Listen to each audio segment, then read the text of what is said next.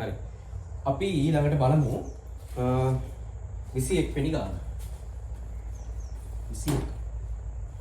මෙහෙම කියනවා සංවෘත බඳුනක පවතින වායු උෂ්ණත්වයේ සෙල්සියස් 1ක ප්‍රමාණයකින් ඉහළ නැංවීමේදී එහි පීඩනය 100.4ක ප්‍රමාණයකින් වැඩි වුණාලු.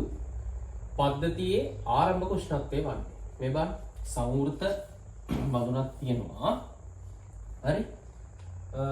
පවතින වායු උෂ්ණත්වය හිතන්න කලින් වායු උෂ්ණත්වයේ තීටා මෙයා තීටා ගන්න එකක් වුණා. හරි. එහි පීඩනය වැඩි වුණාලු. දැන් 100.4කින් වැඩි වුණා. 100ට නම් තව 0.4ක් වැඩි. මේ කියන්නේ 100යි p නම් තියෙන්නේ. දැන් 100.4යි p තමයි පීඩනය. හරි. පද්ධතිය ආරම්භක උෂ්ණත්වය වන්නේ. ඉතින් අවස්ථා දෙකට PV සමානයි nRT. මේ අවස්ථාව B අවස්ථාව අවස්ථා දෙකට PV සමානයි nRT බෙදන්න. හරි. හරි. අචල වායු ස්කන්ධයක්නේ. හරි. අපි දාමු ඒ අවස්ථාව සලකලා P කියන්නේ දැන් කීයද පීඩනේ 100යි P පරිමාව V සමානයි N R උෂ්ණත්වය θ. හරි. උෂ්ණත්වය θ.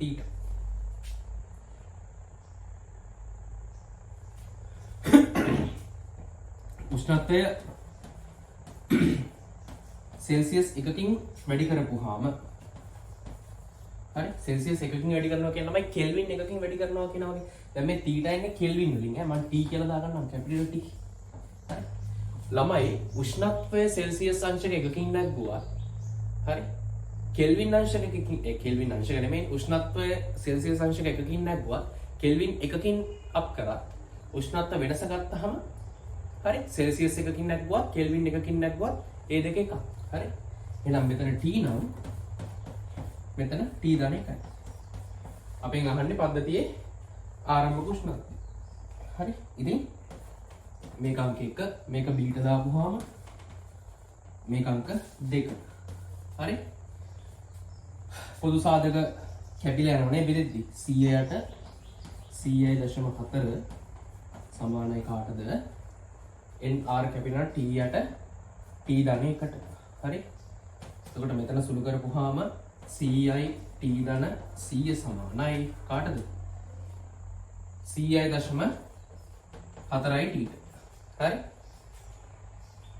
එහා පැත්තට ගියපුවාම 0.4ක් t සමානයි කාටද 0.4ක් t සමානයි 100යි. හරි. එහෙනම් 0.4 කියන්නේ මේ 4 බෙදීම 10නේ. ඒ 4 බෙදීම 10 මේ පැත්තට ගෙනිච්චාම 10 1000යි. ඒක 4ෙන් බෙදුනහම t සමානයි කෙල්වින් 250. කෙල්වින් 250. සෙල්සියස් එහෙම නෙවෙයි ඈ. කෙල්වින් 250. ඒ කියන්නේ ආන්සර් එක. උත්තර 1. විවරණය ලියන්න. හරි. 21 තදාල විවරණය. හරි. ඒකට නෝට් එකක් අවශ්‍ය නම් ලියා ගන්න. මෙහෙම. උෂ්ණත්වය සෙල්සියස් 1කින් නැග්ගුවා. හරි? මෙහෙම ලියන්න. උෂ්ණත්වය සෙල්සියස් 1කින් වෙනස් කරත් කෙල්වින් 1කින් වෙනස් කරත් ලැබෙන්නේ එකම ප්‍රතිඵලයයි. ලැබෙන්නේ එකම ප්‍රතිඵලයයි. උෂ්ණත්වය සෙල්සියස් අංශක 1කින් වෙනස් කරත් කෙල්වින් 1කින් වෙනස් කරත් ලැබෙන්නේ එකම ප්‍රතිඵලයයි. උෂ්ණත්වය හරි සෙල්සියස් 1කින් වෙනස් කරත් කෙල්වින් 1කින් වෙනස් කරත් ලැබෙන්නේ එකම ප්‍රතිඵලය. 22.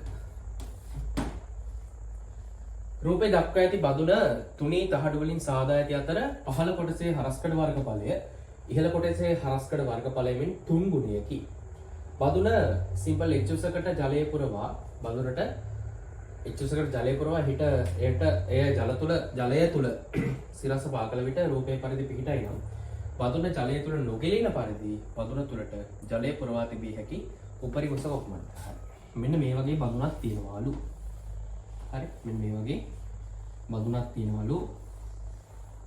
හරි.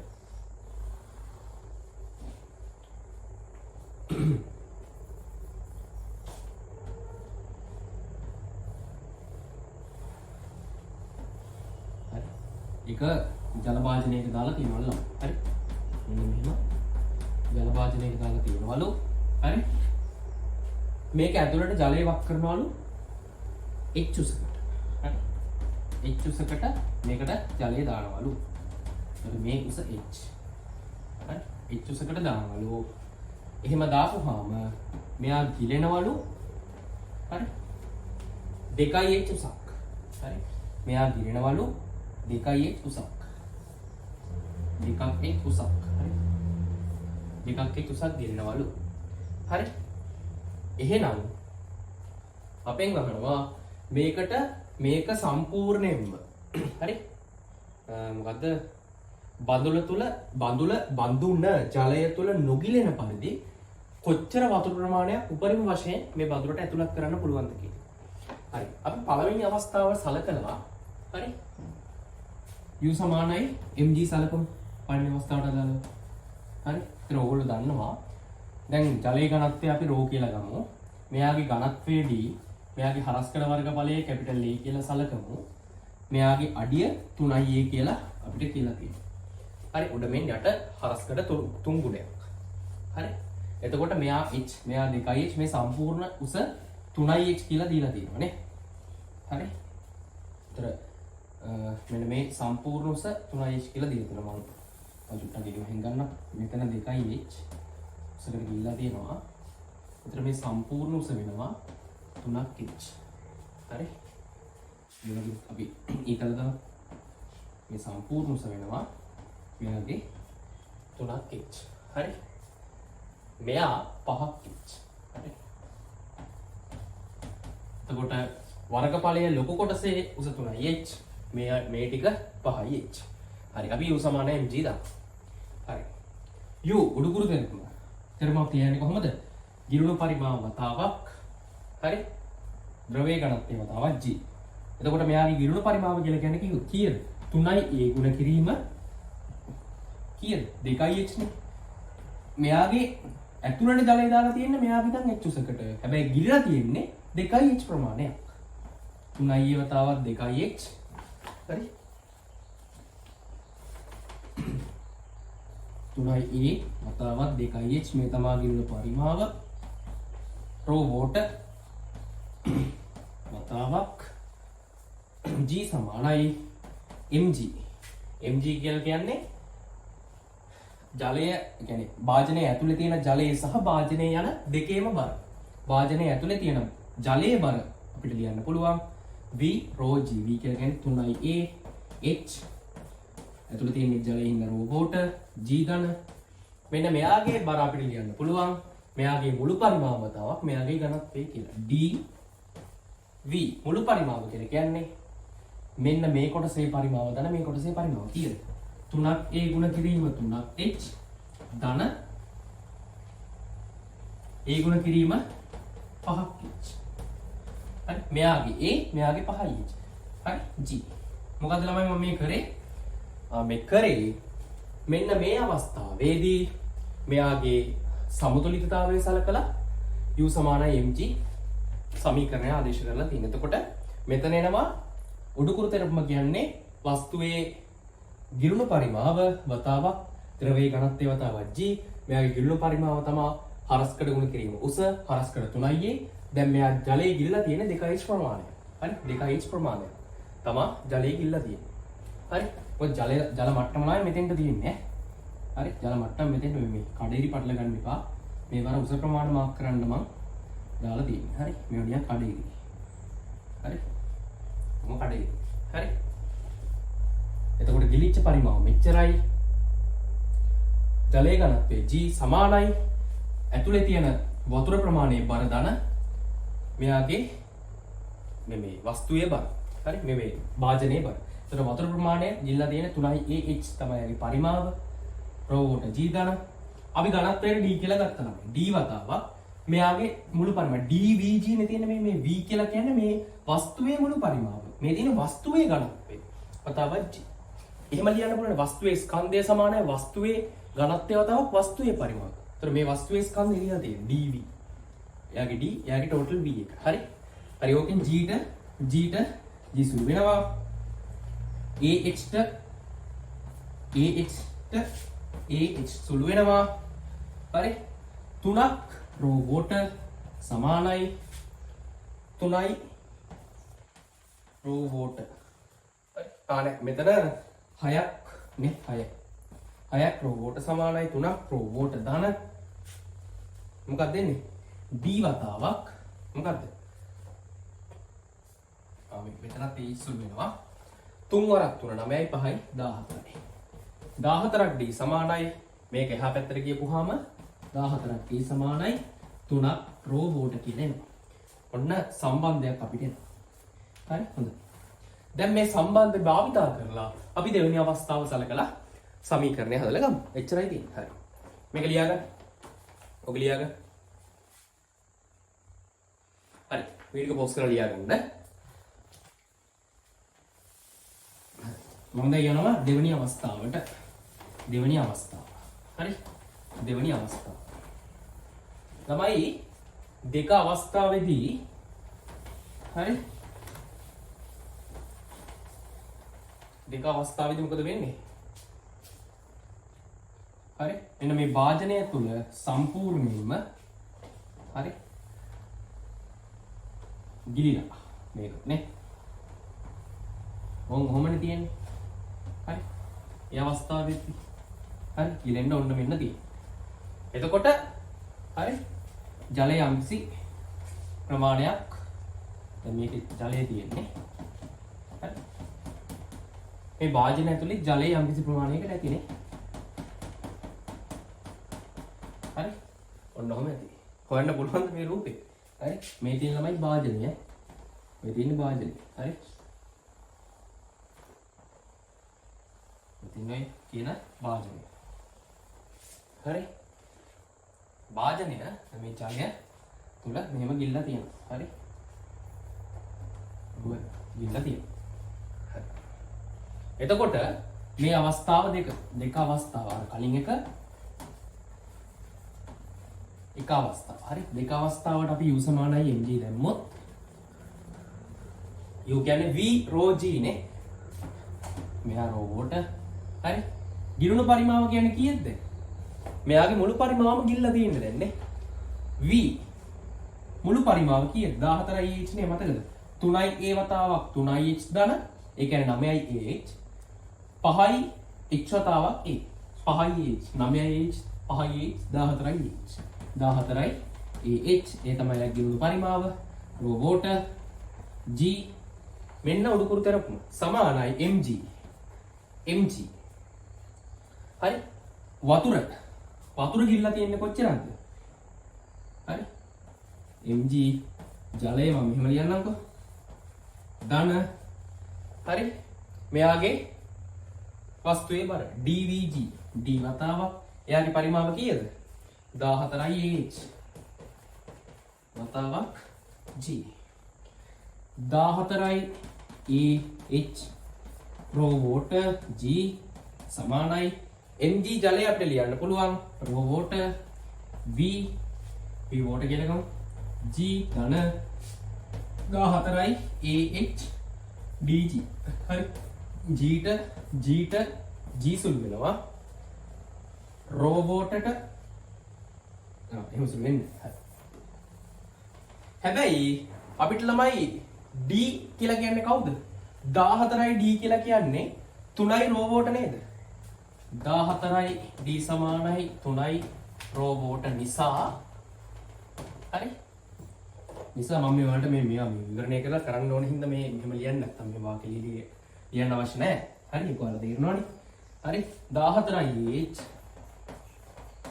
රෝබෝට සමානයි රෝබෝට vw තමයි හොයන්න තියෙන ධන 14යි d ට දාන්න 14යි d ට දාන්න පුළුවන් 3යි රෝබෝට ah එහෙම තියෙනවා. හරි දැන් ළමයි රෝබෝට සුළු වෙනවා 3යි ah මේ පැත්තට ගියපුවම vw සමානයි කීයද දෙන්නේ 11යි ah මේ vw සමානයි 11යි ah කියලා එකක් එනවා. ළමයි මේ බලන්නකෝ මෙයාගේ හරස්කඩ 3යි a මෙයාගේ උස 3යි h එහෙනම් 3යි a වතාවක් 3h කියලා කියන්නේ 9යි ah නේද? එහෙනම් මේ 11යි ah කින් 9යි ah ප්‍රමාණයක් මේ කොටස අයිති කරගන්න. නේ? මේ කොටස අයිති කරගන්න. හරි? යට තියෙන ලොකු කොටස අයිති කරගන්න. VW සමානයි 3යි a වතාවක් 3h. තමයි මෙයාම 9h නේ.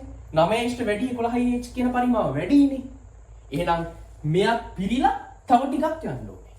ධන a වතාවක් අපි දැන් 2h තමයි එන්නේ. හරි h කැපිටල් X දාගමුකෝ ඒකට. හරි. එහෙනම් හරි 11යි ah සමානයි 9යි ah ධන කැපිටල් Ah. හරි. එම නිසා x සමානයි කීයද? 2යි සිම්පල් h. හරි 2යි සිම්පල් h. එම නිසා පිරෙන මුළු උස සමානයි 3යි h ධන කැපිටල් H සමානයි 3යි h ධන 2යි h සමානයි 5යි h. ඒ කියන්නේ ආන්සර් එක කීයද? 4. ආන්සර් 4. හරි හදාගන්න. මොකක්ද අපි කරේ? අවස්ථාව එකට සහ අවස්ථාව දෙකට u සමානයි g දාලා හරි එක අවස්ථාවෙන් මොකේද? ඔය හදලා තියෙන භාජනයේ හදලා තියෙන ද්‍රව්‍යයේ ඝනත්වයේ ප්‍රකාශනයක් ගත්ත රෝබෝට් ඇසුරෙන් ඊට පස්සේ දෙවෙනි අවස්ථාවට ඒ සම්බන්ධය ආදේශ කරලා පිළිතුර ලබා ගත්තා. හරි? හරි. ඔයගොල්ලෝ පෝස්ට් කරලා ලියා ගන්න අපි යන් 23 වෙනි ගැටලුවට. 23 වෙනි ගැටලුව.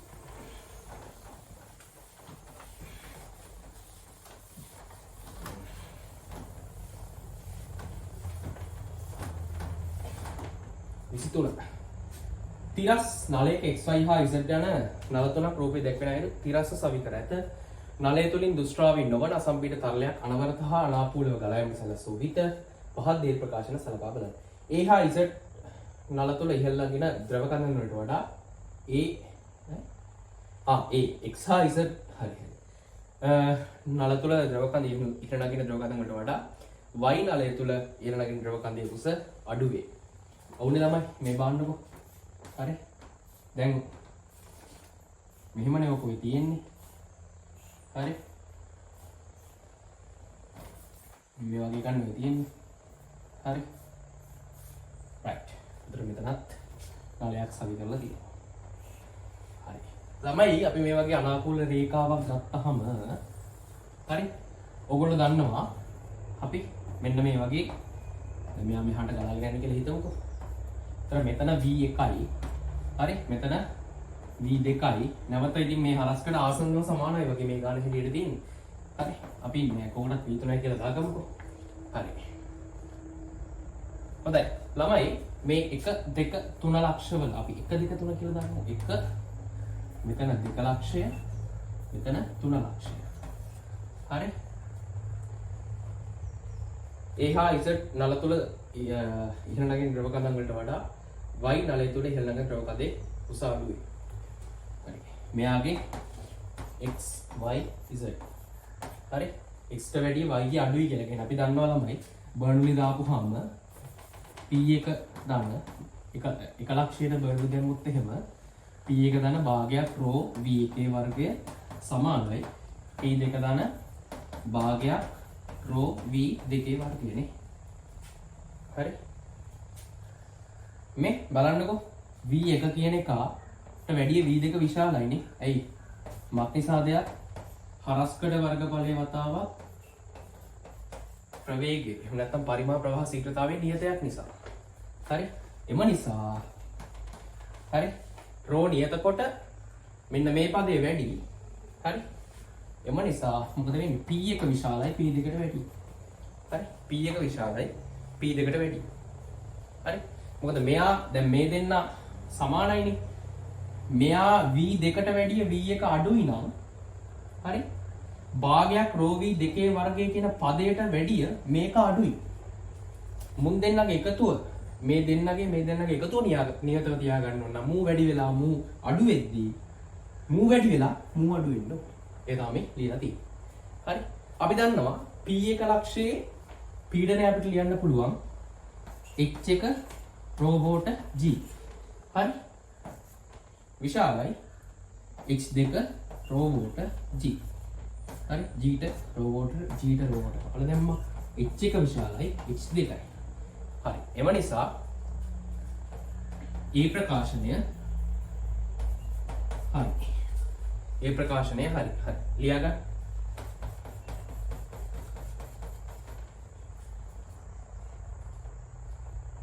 හරි. මේ XYZ කියන තැන් වලට 1 2 3 ආදේශ කරගෙන තියෙනවා. හරි. කියලා සලකලා තියෙනවා. B හා B කියනවා X හා Y නලවල ද්‍රව මට්ටම් වල වෙනස Y හා Z නලවල ද්‍රව මට්ටම් අතර වෙනසට සමාන වේ. ඔවුලම. ඒක හරි. ඒ කියන්නේ මේ දැන් මෙතන හැටියට ආසන්නයි කියලා අපිට මේ වර්ගඵල නේද? X හා Z හරි වලට අදාළව ඒ දෙන්නගේ වර්ගඵල සමානයි කියලා තමයි ගන්න වෙන්නේ. හරි. ඒ අනුව ගත්තොත් B හරි. හරි. B හරි. ඒකට හේතුව ලියා ගන්න X හා Z කොටස් වල X හා Z. හරි. එහෙම නැත්නම් ලියන්න X හා Z නල සම්බන්ධව ඇති කොටස් වල හරස්කඩ සමාන නිසා හරස්කඩ සමාන නිසා හරස්කඩ සමාන නිසා V1 සමානයි V3 වේ. V1 සමානයි V3 වේ. X හා Z නල සම්බන්ධිත හරි මේ නලේ හරස්කඩ වල සමාන නිසා V1 සමානයි V3යි. එම නිසා P1 සමානයි P3ට නේ. H rho G H1 rho G සමානයි H3 rho G ට. හරි. රෝබෝට G කපලා දාපුවාම H1 සමානයි H3. හරි. ඒ නිසා B හරි. B ප්‍රකාශය හරි. හරි. මෙන්න මේක වෙන්නේ හරස්කඩ සමාන නිසා. හරි. C තරලය ගලා යන දිශාව කුමක් වුවත් ඉහත ප්‍රකාශ දෙකම වෙනස් නොවේ. ඒක හරිය ළමයි. ඒ කියන්නේ තරලය මෙහෙට ගලන් ගියත් ඕකම ප්‍රතිවර්ත කරලා අනිත් පැත්තට ගැලුවත් මේ ප්‍රතිඵලමයි අපිට දෙක ගන්න පුළුවන් වෙන්නේ. එහෙනම් C ප්‍රකාශය හරි. හරි. එතකොට නිවැරදි වෙන්නේ A B හා සියල්ලම අංක 5. ඒ කියන්නේ උත්තරේ අංක 5. සඳහන් කරලා දෙයක් තියෙනවා නම් සඳහන් කරගන්න. හරි. දැන් ඒ 23 වෙනි ගාන අපි හැදුවා. ඊළඟට යන් 24 වෙනි ගානට. මේ 24 වෙනි ගානට පොඩ්ඩක් බලන්න. ඒකට මට නම් හරියට උත්තරයක් ආවේ නැහැ. හරි. 24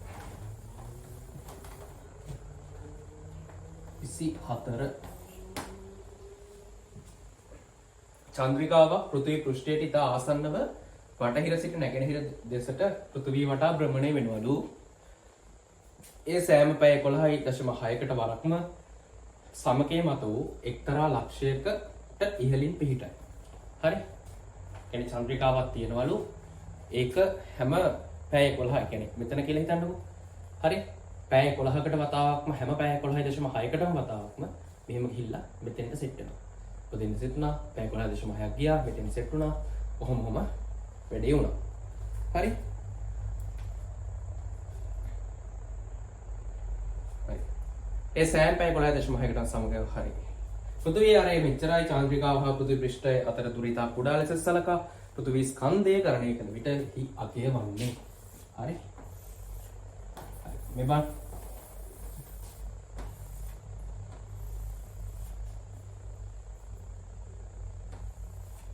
හරි.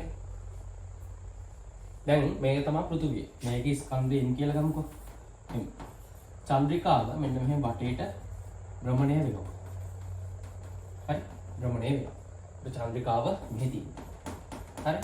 ඒතර අපි දන්නේ මොකද්ද? චන්ද්‍රිකාවට මොකද්ද?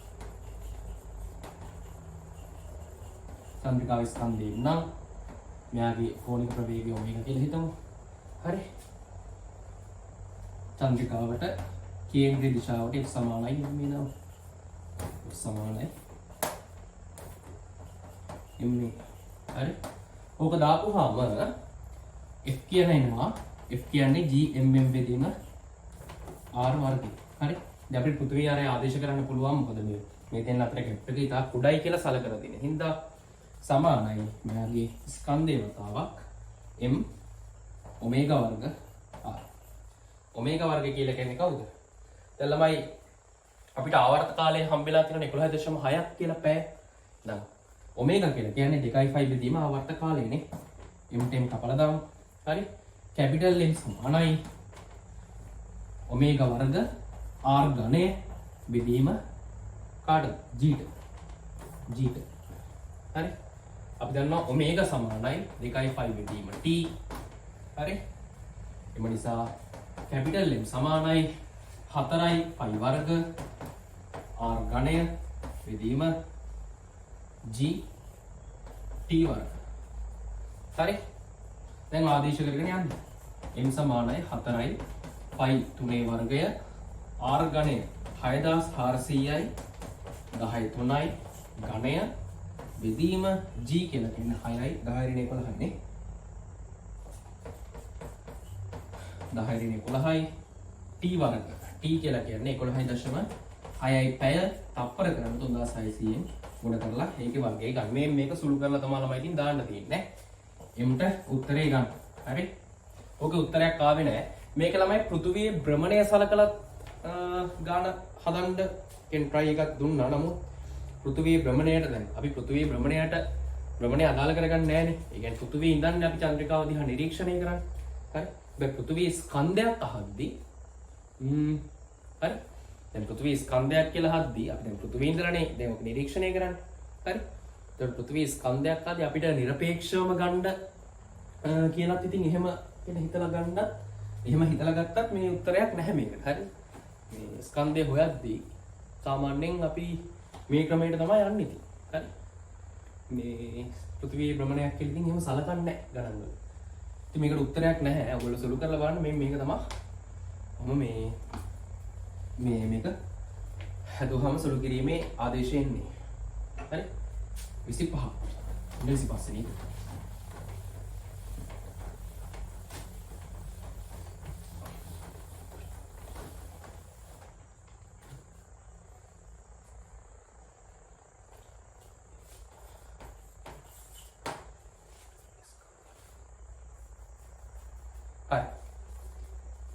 සෙල්සියස් 10 උෂ්ණත්වයක් ඇති පරිසරයක පවතින පතුල කෙළවර අචල ලෙස සවිකර ඇති වානය හා ඇලුමිනියම් දඬු දෙකක්.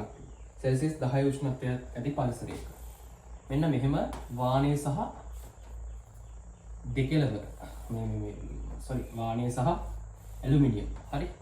මෙන්න මේ දෙකේ මොකක්ද කියන්නේ? කෙළවර අචල ලෙස සවිකරලා තියෙනවා. හරි ළමයි මේ තව එකක් තියෙනවා මේ පේපර්ස් වල පොඩි ඔය ප්‍රශ්න වල එක එක අඩුපාඩු ගන්න තියෙනවා මේ ඔය මට අහුණ දෙක. ඒ කියන්නේ දෙතුන් පළක්ම තියෙනවා තව ඉස්සරහටත් අහු වෙනවා මේ ගණන් වල පොඩි අඩුපාඩු තියෙනවා. ඉතින් ඒව අර හිතන්න එපා මේ මොකද අර මේ අර පේපර්ස් වල ඔයගොල්ලෝ මේ කොළඹ දිස්ත්‍රික්කේ පේපර්ස් නේ අර පොඩි ඉතින් අර ඒගොල්ලෝ යම් කිසි ලෙවල් එකක් ඉතින් මේන්ටේන් කරනවා සහ ඉතින් මේ සමහර ප්‍රශ්න වලට ඉතින් මේ උත්තර නැහැ. හරි. ඉතින් ඒවා හිතන්න නැතුව අපි ටිකටම කරගෙන යන්න. හරි. සමහර ප්‍රශ්න වල ඉතින් පොඩි මේ පොඩි අර දත් එහෙම අඩුගති තියෙනවා ඉතින් ප්‍රශ්න වල. හරි. ඒවා හිතන්න එපා. අපි කොහොම හරි උපරිමයක් කරගමු. හරි. වාණය සහ ඇලුමිනියම් දඬු දෙකක් ඒවා එකිනෙක සමග ස්පර්ශ වී පවතින ඒවා නිදහසේ ප්‍රසාරණය වීමට ඉඩ පවතින සේ සකස් කර ඇත. ඕනෑම උෂ්ණත්වයකදී දඬු දෙකේ දිග ප්‍රමාණ අතර වෙනස සෙන්ටිමීටර් 15ක් වීම සඳහා සෙල්සියස් 10 උෂ්ණත්වයේදී වාණය සහ ඇලුමිනියම් දඬු දෙකේ දිග ප්‍රමාණ කොපමණ විය යුතුද කියලා අහනවා. අපි මේක වාණය හරි වාණය සහ ඇලුමිනියම් කියලා කියන්නේ. මේක වාණය මේක ඇලුමිනියම් වෙන්නේ නැති වෙකින් විදිහට. මේක දිග L2යි මේක දිග L2යි කියලා අපි ගමු. ඕනෑම උෂ්ණත්වයකදී මේ දෙන්නගේ ගැප් එක සෙන්ටිමීටර 15යි. සෙන්ටිමීටර 15. හරි. ඇල්ෆා වාණේ වල දීලා දෙනවා කීයද?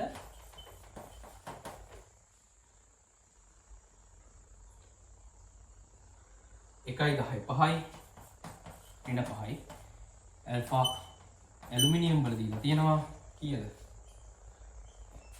ඇල්ෆා වාණේ 1යි 10 5යි ඇල්ෆා ඇලුමිනියම් 2යි 10 ඍණ 5යි. හරි.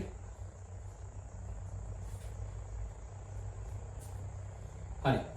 ළමයි ඕනෑම උෂ්ණත්වයකදී මේ දෙන්නාගේ අතර ගැප් එක 15ක් වෙන්න නම් සපුරන්න ඕනේ කන්ඩිෂන් එක මොකක්ද?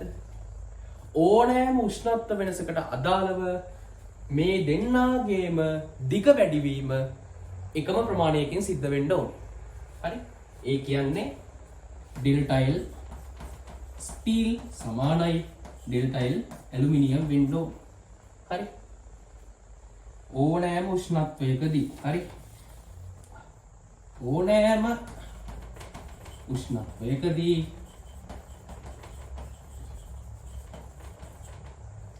ඩෙල්ටා L වාණේ ඩෙල්ටා L ඇලුමිනියම්ට සමාන වෙන්න ඕනේ. ඔක තමයි වේතු කන්ඩිෂන් එක. හරි. මෙහෙම ලියා ගන්න. මෙතෙන්ට වෙනකන් ඇඳ ගන්න රූපේ. ඇඳගත්තා. හරි. ඇල්ෆා ස්ටීල් ඇල්ෆා ඇලුමිනියම් වල අගේ ලියා ගත්තා. නැවතුවා. හරි. හරි. දැන් මෙහෙම ලියා ගන්න.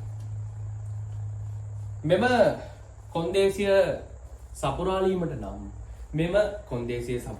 නම් ඕනෑම උෂ්ණත්වයකදී හරි ඩෙල්ටා L ස්ටීල් සමාන වෙන්න ඕනේ කාටද? Delta L aluminium. හරි ඇලුමිනියම්. මොකද එහෙම වුණොත් තමයි හරි මෙයා යම් කිසි ප්‍රමාණයක් දික් වුණා කියන්නේ. හරි මෙයා දැන් උදාහරණයකට මෙයා 10යි මෙයා 7යි 7ක් කියලා හිතන්න. මෙයා දික් වුණා හරි 10 ඉඳලා 10.1කට. මේ බොරුව ගැන කියන්නේ. මෙයා 10.1කට දික් වුණා නම් හරි දැන් මෙයා 15යිනේ මෙතන ગેප් එක. හරි. අපි නම් 15ට මැච් වෙන්න ගමුකෝ. මෙයා 20යි මෙයා 25යි. හරි. මෙයා 10යි කියලා හිතන්නකෝ. එතකොට හරිනේ. මෙයා 25යි මෙයා 10යි. ગેප් එක 15යි. මෙයා ළමයි 25.1ක් දික් වුණොත් ગેප් එක 15 වෙන්න මෙයා 10.1ක් දික් වෙන්න ඕනේ. මුළු දිග. හරි. මෙයා දශමයකකින් දික් වුණා නම් මෙයා දශමයකකින්ම දික් වෙන්න ඕනේ. එතකොට තමයි වෙනස කැන්සල් වෙන්නේ. හරි. එහෙනම් ඕනෑම උෂ්ණත්වයකදී මෙයාලා දෙන්නගේ ප්‍රසාරණය හරි ප්‍රසාරණය වීමේ දිග සමාන වෙන්න ඕනේ. හරි. ඩෙල්ටා L ස්ටීල් අපිට ලියන්න පුළුවන් ඇල්ෆා ස්ටීල් L1 තීටා ඍණ 10. ඕම් මෙයා සමානයි ඇල්ෆා ඇලුමිනියම් L2 තීටා ඍණ 10ම තමයි. හරි. මෙයාට මෙයා කපලා දැම්මා. හරි. එහෙනම් L1ට L2 අනුපාතයක් වෙනවා කීයද? L1 බෙදීම L2 කියන්නේ ඇල්ෆා ඇලුමිනියම් බෙදීම ඇල්ෆා ස්ටීල් සමානයි 2 ගුණ කිරීම 10 5යි 10 ඍණ 5යි 1 ගුණ කිරීම 10 ඍණ 5යි. එම නිසා 2 බෙදීම එකයිනේ.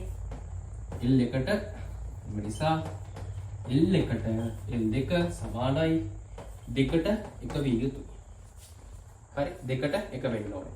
ඒ කියන්නේ L1 සහ L2 අතර L1 සහ L2 අතර අනුපාතය 2ට 1 විය යුතුයි. හරි. හරි එහෙනම් ඒ වගේ උත්තර මොනවද තියෙන්නේ? L1 2යි නම් L1 1 ආන් ඒ වගේ අනුපාතයක් තියෙන්න ඕනේ. හරි. එහෙනම් අනුපාතය මේක උනාට මේ දෙන්නගේ ગેප් එකක් 15 වෙන්න එපා. එහෙනම් උත්තරේ වෙන්න ඕනේ 4 නේද? L1 30ක් වෙලා L1 15ක් වුණොත් නේද ඔය වැඩේ වෙන්නේ. L2 30ක් වෙලා L2 15ක් වුණොත් දැන් මේ 15 30නේ දෙකට එකනේ. අනුපාතෙත් හරි ગેප් එකත් හරි.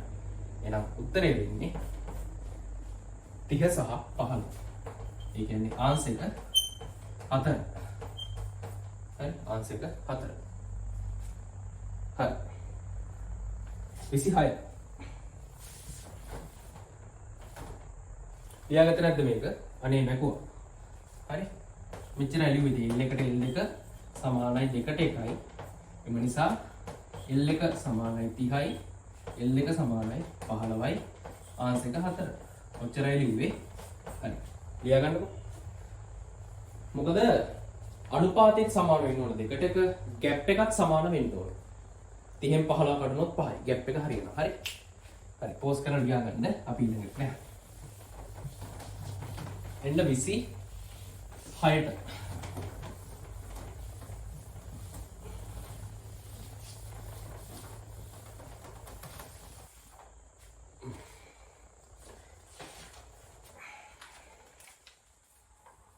ආරෝපණය 26. ආරෝපණය 2.10 කූලෝම් වන අංශුවක ස්කන්ධය කිලෝග්‍රෑම් 10.4.4යිලු. එම අංශුව 3.2 ms ඍණ 2ක ත්වරණයකින් චුම්බක ශ්‍රාව ඝනත්වයේ ටෙස්ලා පක්වන ඒකාකාර ක්ෂේත්‍රය තුල චලනය වේ. ඒ ප්‍රවේගය රයිට්. ත්වරණය දීලා තියෙනවා නේ. ත්වරණය දීලා තියෙනවා රයිට්. දැන් බලන්න මේ ක්ෂේත්‍රේන ලම්බකව 400ක් කියලා උත්කවරණයක් තියෙනවා. 30ක් ආනතව කියලා තියෙනවා සමාන්තරව කියලා තියෙනවා 30ක් ආනතව 800යි කියලාගෙන ලම්බකව 800ක් කියලා තියෙනවා බලමු. හරි කොහොමද වෙන්නේ කියලා. තමයි හිතන්නකො මෙහෙම. දැන් අපිට සාමාන්‍යයෙන් හරි මේ අපි මෙහෙම හිතමු කතිර චුම්බක ක්ෂේත්‍රයක් තියෙනවා. හරි කතිර චුම්බක ක්ෂේත්‍රයක් තියෙනවා. හරි ළමයි මෙන්න මේ අංශුවක් කොහොම තියෙනවා එයා හරි මෙන්න මේ වගේ යම්කිසි තීටා කෝණයක් ආනතව හරි මෙහෙම ඇතුළට ආවා කියලා හිතන්නකෝ හරි ඇතුළට ආවා ඒ කියන්නේ මෙන්න මේ චුම්බක ක්ෂේත්‍රයමයි මේ තියෙන්නේ හරි මෙයා මෙහෙම ඇතුළට ආපුවාම මෙයා මොකද වෙන්නේ v නේ උඩට v sin theta නේ v sin theta මේ පැත්තට v cos theta හරි ඔන්න ඔය වගේ මොනවාටද සංරචන දෙකකට මෙයාගේ ප්‍රවේගය ගණන්න පුළුවන් හරි ක්ෂේත්‍රයට 30ක් ආනත කියන්නේ කියන්නමයි හරි අපි ක්ෂේත්‍රයත් එක්ක ආනත කෝණය ගමු දෙන්න ක්ෂේත්‍රය ලම්බකව කෙලින් තියාගෙන ගන්න බෑනේ අපි මෙහෙම කරමුකෝ හොඳයි අපි මෙන්න මේ වගේ ක්ෂේත්‍රයක් තියෙනවා කියලා හිතමුකෝ ළමයි. හරි. ඔන්න ඔය වගේ ක්ෂේත්‍රයක් තියෙනවා. හරි. ඔන්න ඔය වගේ. හරි. අංශුවක් මෙන්න මෙහෙම ඇතුල් වෙනවා. හරි. අංශුව අපි හිතමුකෝ හරි. ක්ෂේත්‍රයට යම්කිසි තීටා කෝණයකින් ආනතය කියලා. දැන් ක්ෂේත්‍රය මේකනේ. හරි. ක්ෂේත්‍රය මේක. හරි. ඔන්නෝම ඇතුළ වුණාම මෙන්න මෙයා තමයි තීටා. හරි ක්ෂේත්‍රයත් එක්ක හදන ආනතිය ගැන මේ කියන්නේ. v. හරි. මෙන්න මෙයා ළමයි මෙන්න මෙහෙම අපිට සංරචක දෙකකට කඩන්න පුළුවන්. මෙන්න මේ තියෙන චුම්බක ක්ෂේත්‍රය b. මෙතනත් b. හරි. ළමයි මේ අංශුව මෙන්න මේ වගේ v cos theta sorry v sin නේ v sin theta සහ v cos theta කියලා ප්‍රවේග සංරචක දෙකකට කඩන්න පුළුවන්. හරි? තමයි ත්වරණය දීලා තියෙනවා a කියන එක්කෙනා කීයක් කියලාද? 3.2 ms ඍණ 2 කියලා. හරි? ළමයි මේ බලන්න ඒකක් මෙන්න මෙහෙම ප්‍රවේගයකින් යන කෙනෙක් මෙහෙම කඩලා හරි ලම්බකව විභේදනය කරලා ත්වරණයක් දීලා තිබ්බොත් එහෙම හරි ළමයි මේ ත්වරණය මොකද්ද මේ දැන් මේ මෙයාට වෙන චුම්බක බලය අරින්න එහෙම අර බාහිර බල කියලා මෙයාට මොකුත් දීලා නැහැ නේ ගාන සඳහන් වෙන විදියට චුම්බක ක්ෂේත්‍රයක් අස්සේ ආරෝපණයක් චලනය වෙනවා q ස්කන්ධයෙන් කියලා ගමුකෝ පස්සේ ආදේශ කරමුකෝ හරි ස්කන්ධයෙන් වෙච්ච ආරෝපණය ධන ආරෝපණයක් නේ හරි q වෙච්ච අංශුවක් චුම්බක ක්ෂේත්‍රයේ ගමන් කරනවා වෙන මොකුත් බල කියලා නැහැ හැබැයි ත්වරණයක් කියලා තියෙනවා මම මොකක්ද මේ කියන්නේ ළමයි විපාක v cos theta නේ උඩට තියෙන්නේ. එතකොට අර මෙයා චුම්බක ක්ෂේත්‍රයට සමාන්තරව v cos theta සංරචකයේ තියෙන හින්දා දැන් මෙයා මේ පැත්තට චලනය වෙනවා නම් මෙයා යන්නේ ඒකාකාර ප්‍රවේගයකින්. හැබැයි v sin theta මේ ධාරාව මේ පැත්තට යන්නේ චුම්බක ක්ෂේත්‍රය උඩට තියෙනවා නම් බලය තියෙන්නේ ඔයාගේ පැත්තට. හරි? එහෙනම් මෙයාට ලම්බක බලයක් එනවා. මෙයාට ලම්බක බලයක් එනවා මේ පැත්තට. හරි? මෙයාට v sin theta ලම්බක බලයක් එනවා. යම් කිසි ප්‍රවේගයකට ලම්බක බලයක් ආවොත් මෙයා මොකද වෙන්නේ? ඌර්ධ චලිතයක යෙදෙනවා. ඌර්ධ චලිතයක යෙදෙනවා. එහෙනම් මෙයා මෙන්න මේ ආකාරයෙන් ඌර්ධ චලිතයක යෙදෙනවා. හරි? හැබැයි v cos theta සංරචකයේ තියෙන මෙයාට සමාන්තරවනේ. ඒතර එයාට බලයක් යෙදෙන්නේ නැහැ. හරි? එයා මොකද කරන්නේ? මෙන්න මේ අංශුව සිරස්ව ඉහළට ගමන් කරනවා. v sin theta මෙයාව කරකවනවා වෘත්තයක. එහෙනම් මේ චලිත දෙකේ සම්ප්‍රයුක්තය මොකද්ද? මෙයා තිරස් වෘත්තවල කැරකි ඉහළට යනවා. කොහොමද වෙන්නේ? අන්න. දැන් මම මේ කියන්න යන එක තියෙනවා මේ තිරස් වෘත්තයක ගමන් කරද්දී වෘත්තයක ගමන් කරද්දී කේන්ද්‍රයේ දිශාවට බලයක් තියෙනවානේ. කේන්ද්‍රයේ දිශාවට බලයක් තියෙනවා. බලයක් වගේම කියන්නේ F සමානයි m නේ. ඒ අනුව කේන්ද්‍රයේ දිශාවට ත්වරණයක් තියෙනවා. එහෙනම් මේ මොකද්ද මේ දීලා තියෙන ත්වරණය? ඌර්ධ චලිතයක යන්න නම් කේන්ද්‍රාභිසාරී ත්වරණයක් ඕනේ. එහෙනම් එච්චරයි ත්වරණයකට කියලා තියෙන්නේ. උඩට යද්දි ත්වරණයක් නැහැ. ඒකාකාර ප්‍රවේගයෙන් යන්නේ v cos theta ප්‍රවේගයෙන්. එහෙනම් මේ දීලා තියෙන ත්වරණය මොකද්ද? කේන්ද්‍රාභිසාරී ත්වරණය. කේන්ද්‍රාභිසාරී ත්වරණය. කේන්ද්‍රාභිසාරී ත්වරණය. හරි. ඔක තමයි දීලා තියෙන්නේ. හරි. ඒක ලියාගන්න. හරි. ඉස්සල්ලා මේ රූප සටහන් දෙක අඳින්න. ඇඳලා. හරි. මෙහෙම ලියාගන්න. හරි.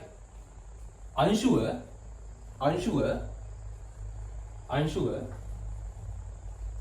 v cos theta සහ v sin theta යන අංශුවේ ප්‍රවේගය. හරි. අංශුවේ ප්‍රවේගය v cos theta සහ v sin theta යනුවෙන් සමරචක දෙකකට වෙන් කළ හැක. v cos theta යනු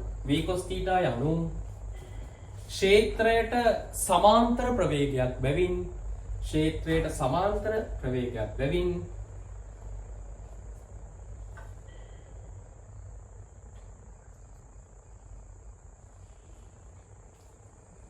හරි. මුලින් මෙහෙම ලියමු. v cos theta නෙමෙයි. v sin theta ගැන ලියා ගන්න ළමයි.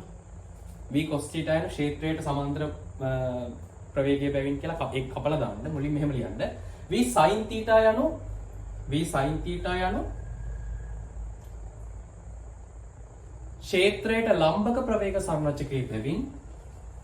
ක්ෂේත්‍රයට ලම්බක ප්‍රවේග සංරචකයේ බැවින් ෆ්ලෙමින්ගේ වමත් නියමයේ අනුව මෙම අංශුවට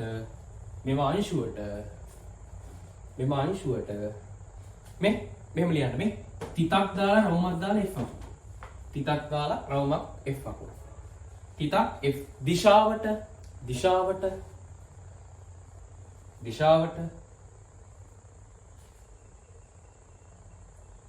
බලයක් ඇති වේ.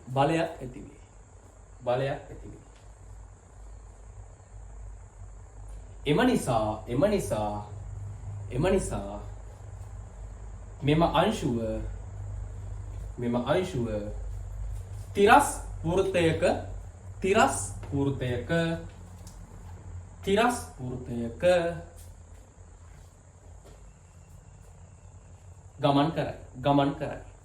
ගමන් කරයි. ඊළඟ රූලේ ලියන්න. v cos theta යනු ක්ෂේත්‍රයට සමාන්තර ප්‍රවේග සංරචකයයි. ක්ෂේත්‍රයට සමාන්තර ප්‍රවේග සංරචකයයි.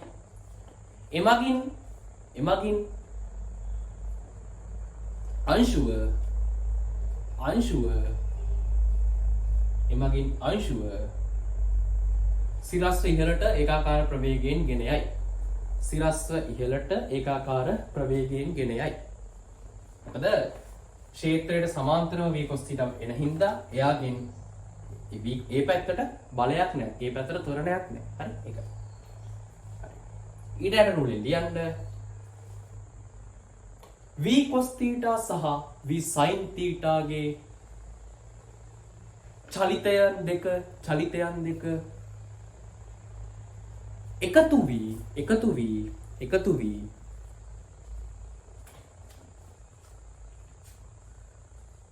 මෙම අංශුව සර්පිලාකාර පතයක් ඔස්සේ ගමන් කරයි. සර්පිලාකාර පතයක් ඔස්සේ ගමන් කරයි. හරි. ඊට පස්සේ ඊට යට රුලෙන් ලියන්න v cos θ දිශාවට ත්වරණයක් නැති බැවින් v cos θ දිශාවට ත්වරණයක් නැති බැවින් a සමානයි 3.2 ms ඍණ 2 ත්වරණය යනු a සමානයි 3.2 ms ඍණ 2 ත්වරණය යනු වෘත චලිතයට අදාළ කවුද? කේන්ද්‍රාභිසාරී ත්වරණයයි. හරි. ඔන්න නෝට් එක ලියුවා. මැකුවා. හරි. එහෙනම් අපි දාමු තිරස් දිශාවට f සමානයි ma. තිරස් දිශාවට f සමානයි ma. f කියලා කියන්නේ කවුද? b q ප්‍රවේගය u කියලා ගන්නම්කෝ. හරි ප්‍රවේගය u. හරි ආනේ අපි ගත්තා v sin θ නේ. v sin θ සමානයි m වතාවක් 3.2 ත්වරණය නේ. හරි එම නිසා v sin θ සමානයි කාටද? v sin θ සමානයි කාටද?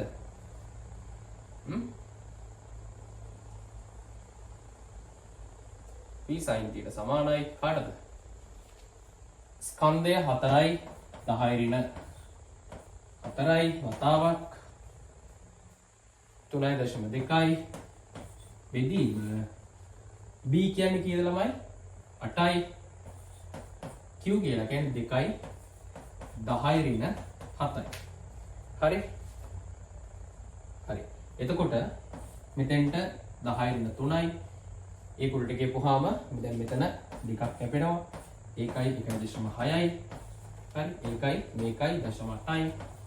ඒක මේ කුලට ගෙපුවාම v sin θ එනවා 800යි ms ඍණ 1යි කියලා.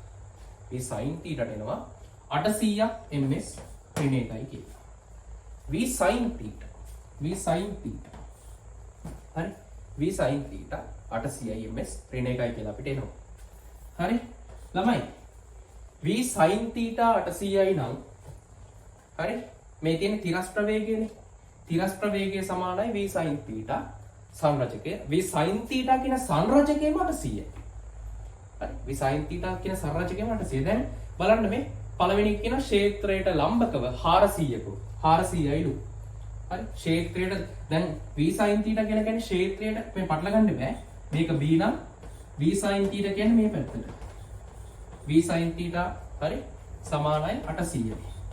පළවෙනි එකේ කියනවා මෙතන ලම්බක. පළවෙනි එකේ කියනවා ක්ෂේත්‍රයට ලම්බකව 400යි ms ඍණ 1යි නෑ ළමයි. ක්ෂේත්‍රයට ලම්බකව 400යි කියලා කියන්නේ ක්ෂේත්‍රයට ලම්බක කෑල්ල කවුද? v sin θ. v sin θ 400ක් වෙනවා නෑ. v sin θ 800යි. හරි.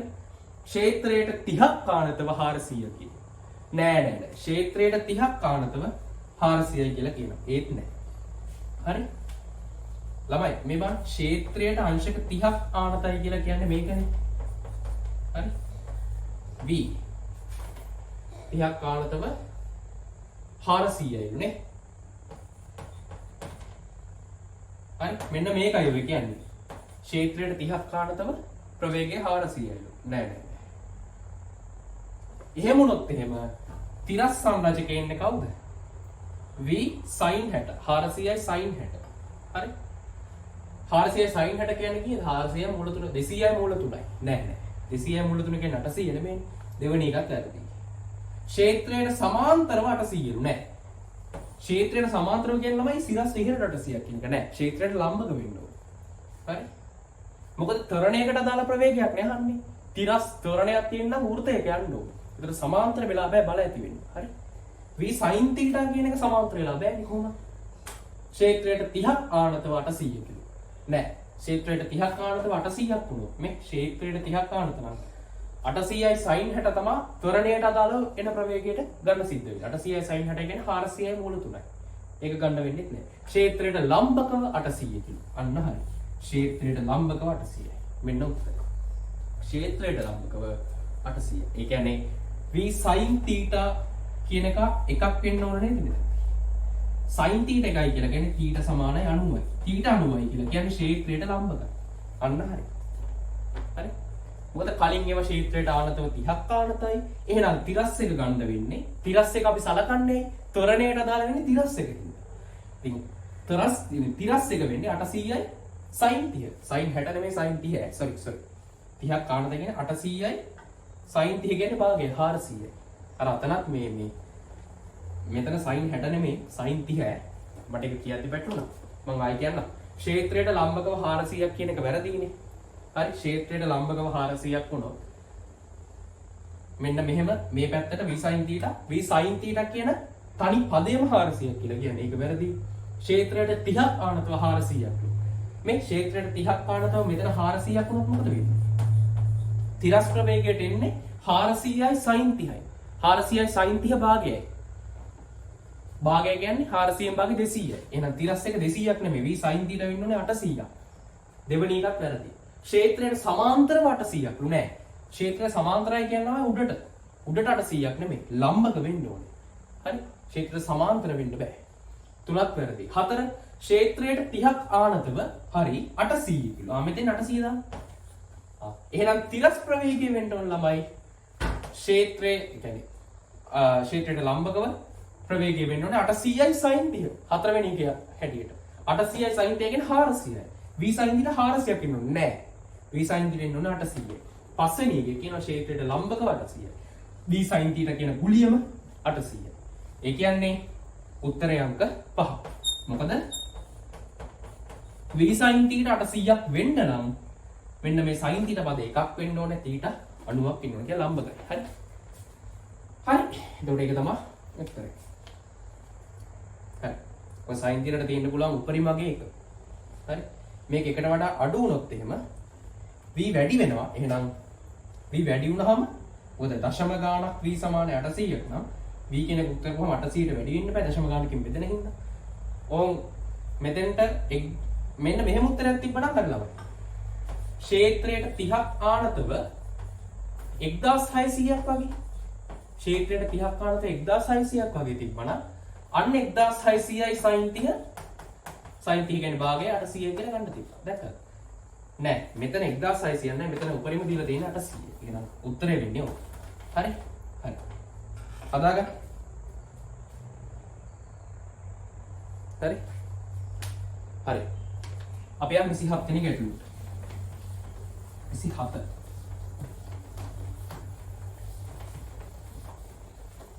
27. රූපයේ සඳහන් පරිදි පීඩනමාන දෙකක් බෝට්ටුවකට සම්බන්ධ කර ඇත. ඒවායේ පාඨාංග P1 හා P2 ලෙස සඳහන් වී ඇත. ජලය කාන්තේ රෝනම් බෝට්ටුවේ වේගය වෙනුවේ. මේ බලන්න මේ මේක දැන් මෙහෙමයි කරලා තින්නේ. හරිද? දැන් මේක මේ තේරුම් ගන්න ටිකක් අමාරුයි අත්තරම මේ. අනේ මන් දන්නේ. හරි? මෙහෙමයි. බෝට්ටුවක් තියනවලු. හරිද?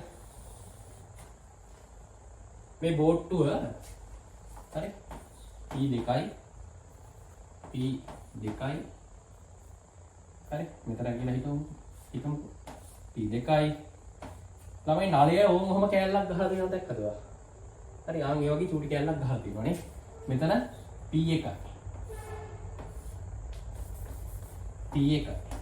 හරි right ඉතින් බෝට්ටුව යනවලු මේ පැත්තට නෙමෙයි මෙහාට යන්න ඕන කොයි කියන හැටියට. හරි. බෝට් එක ගමන් කරනවා. හරි. ළමයි මේක අර මේ පිටු ස්ථිති කනාලයක වගේ පොඩි සීන් ගන්න ඔය තියෙන්නේ. හරි. මොකද මේ පැත්තට ඔහම ගමන් කරද්දී මෙන්න මේ අනාකූල රේඛාව අපි සලකපුවාම හරි. මෙන්න මෙතන ලක්ෂ සහ මෙතන ලක්ෂ සලකා බර්න්ලි ගාන දෙකින් තියෙන ගානක් මේක මේ බලන්න. ඒ වගේ ගානක් මේක. ඇත්තට මේක අර හරියට පැහැදිලිත් නෑ රූපේ. අර ප්‍රවේගී දිශාවත් අනිත් පැත්තට ගහලා තියෙන හින්දා. හරි. ඔන්න ඔය වගේ රූප සටහන් නෙවෙයි තියෙන්නේ. හරි. වාජනය යන්නේ මේ ඇත්තටම මේ මේක වතුරේ තියෙන්නේ. හරි. වතුරේ තියෙන ඔහම යනවා. හරි. හරි. අපෙන් ප්‍රවේගය අහනවා v. හරි. හොඳයි.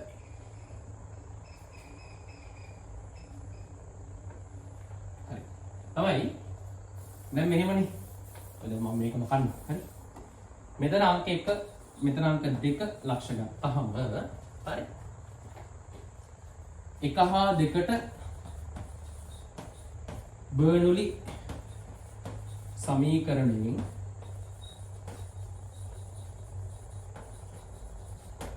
අපිට ගන්න පුළුවන් බර්නලි දාපුවම p ධන ρ g ධන භාගයේ ρ v වර්ගය සමානයි k නියතයක්නේ. හරි. p1 ධන භාගයක් ρ v1 වර්ගය. හරි. v1 වර්ගයේ මෙයාගේ ලෝපයේ වර්ග මේ වේගය. හරි. භාගයක් ρ v වර්ගය සමානයි. p2 ධන මේ භාගයක් ρ v වර්ගය නෑ බිඳුවයි. හරි. ρ g h පදයක් නෑ මේ එක මුසක් ඉතින් සලකන එක. හරි. ρ g h බිඳුවයි. එහෙනම් p2 රින p1 සමානයි භාගයක් ρ v වර්ග. හරි. එම නිසා v ඉතින් උත්තර කොහොම මොකක්ද දෙන්නේ? දෙක වතාවක් p2 රින p1 බෙදීම ρ ගේ මූලය. ඔන්න උත්තර. හරි. මේක ළමයි අර මේ විදිහට හිතලා හදන්න තියෙන ගානක්. ඉතින් මේක කියන රූප සටහනේ හරියට ඒක පේන්නේ නැහැ. උත්තරේ 1. උත්තරේ 1. හරි. හරි හදාගන්නකො.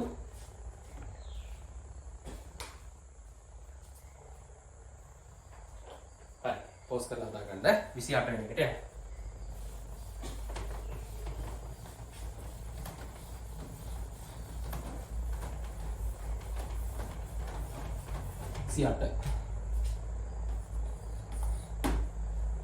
යම් උසක සිට පහළට වැටෙන ගොඩාක් ලෝහ ගෝලයක් ආන්ත ප්‍රවේගයට වඩා අඩු වේගකින් ආන්ත ප්‍රවේගයට සමාන වේගකින් ආන්ත ප්‍රවේගයට වැඩි වේගකින් යුතුව ගැඹුරු ජලාශයක පෘෂ්ඨය මතට පතිත වේ. ජලය පතිත වන මොහොතේ සිට ජලයේ පතිත වන මොහොතේ සිට ගෝලය මත ක්‍රියා කරන දුෂ්ටාවී බලය විචලන වන ආකාරය. තමයි අපි දන්නවා ගෝලයකට දාලා දුෂ්ටාවී බලය ලියන්නේ හයි 6යි පයි r 6යි පයි ඊට r pt කියලා. හරි. මේ 6 පයි ඊට r නියතයි. එහෙනම් මෙන්න මේක x සමානුපාතික වෙනවා ආන්ත ප්‍රවේගයත් එක්ක. හරි. ඔයගේ සීන් එකක් තියෙනවා. හරි. හරි. ආන්ත ප්‍රවේගයට වඩා අඩුවෙන් ළමයි වැටුනොත් එහෙම හරි.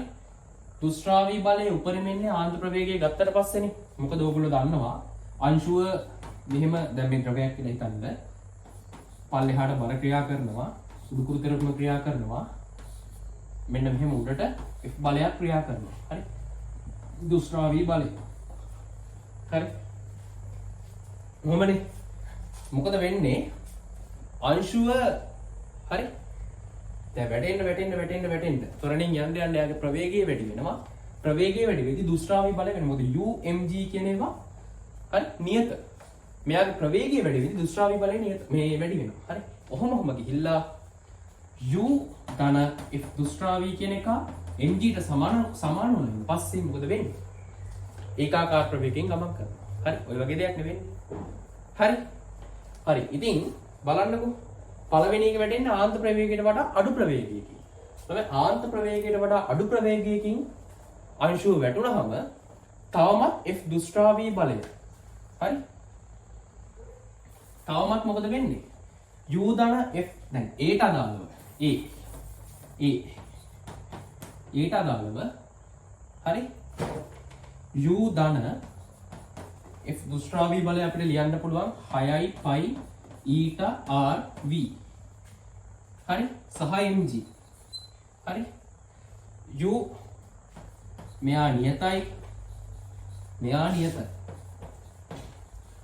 හරි ළමයි 6 වැටෙන්නේ ආන්ත ප්‍රවේගයට වඩා අඩු ප්‍රවේගයකින් ආන්ත ප්‍රවේගයට වඩා අඩු ප්‍රවේගයකින් වැටුනහම u සහ fk එකතුව මොකද වෙන්නේ mg ට වැඩිය කුඩයි හරි mg ට වැඩිය කුඩයි කුඩා නිසා මොකද වෙන්නේ මෙයා තවත් පල්ලෙහාකට හරි ප්‍රවේගය වැඩි කරගනිමින් යනවා යම් අවස්ථාවක හරි u ධන 6pi eta rvt සමානයි mg කියලා සමානතාවයකට එනවා මෙන්න මෙයාන්ත ප්‍රවේගය උනාට පස්සේ හරි පළවෙනි අවස්ථාවේ මෙයා කුඩයි දෙවෙනි අවස්ථාවේ මොකද වෙන්නේ ප්‍රවේගය වැඩි වීමෙන් ගිහිලා ආන්ත ප්‍රවේගයට එළඹුණාට පස්සේ මේ දෙන්නගේ එකතුව සමාන වෙලා ඒකාකාර ප්‍රවේගයකින් යනවා හරි දැන් මෙතනදී vt කියන එක v ට වඩා වැඩි හරි එම නිසා හරි වස්තුව ඒකාකාර ප්‍රවේගයකින් යනවා හරි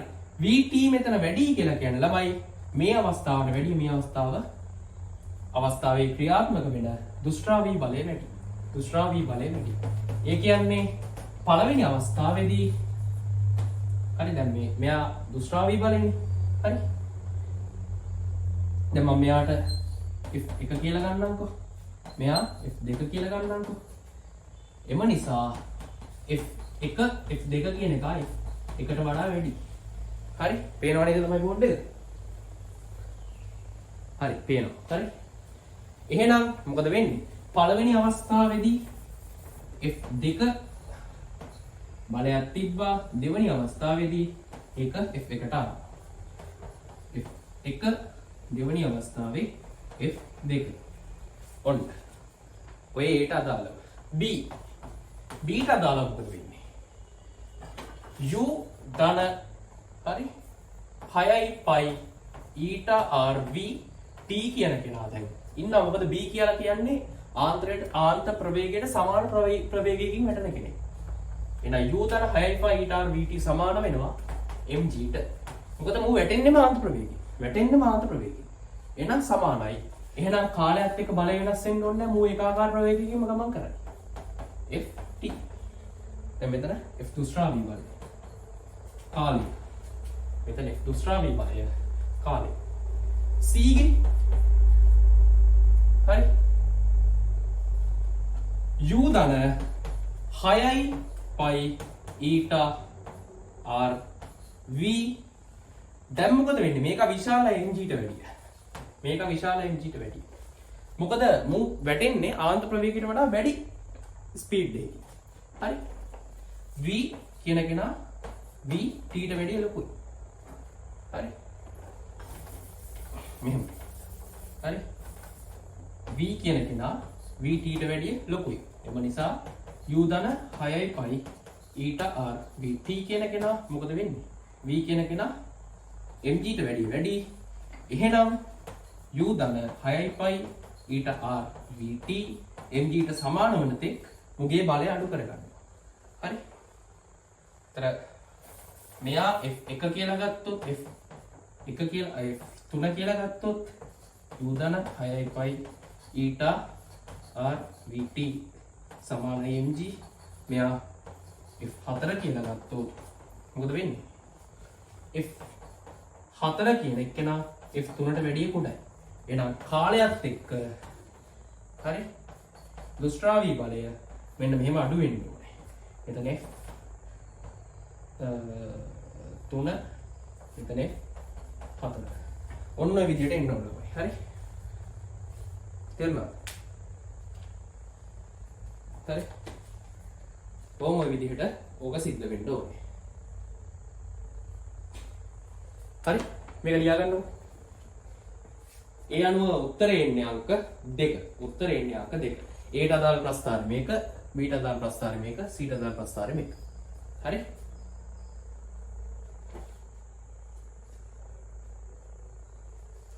ඔන්න මෙහෙම නෝට් එක ලියා ගන්න u සහ mg යන පද නියත වේ u සහ mg යන පද නියත වේ u සහ mg යන පද නියත වේ u සහ mg යන පද නියත වේ. වස්තුව ආන්ත ප්‍රවේගයකින් ගමන් කිරීම සඳහා